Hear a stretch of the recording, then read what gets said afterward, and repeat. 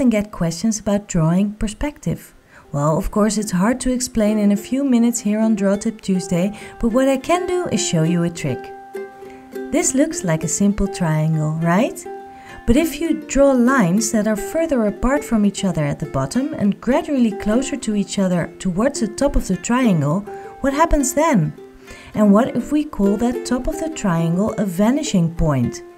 It may suddenly start to look like train tracks. No? I'll add some trees then, along the tracks. By making the ones in front overlap and drawing them smaller and smaller towards that vanishing point, you do start seeing that illusion of depth now, don't you? Something else that is very interesting here is that you lead the viewer's eye towards that vanishing point. Now, let's play around with this. I am drawing circles, larger ones in front, overlapping smaller ones. The higher in the page, the smaller they get.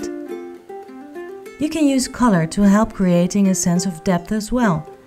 The balls that are in front are closest.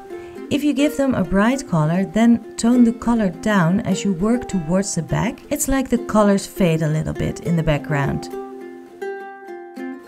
Thank you for watching this video.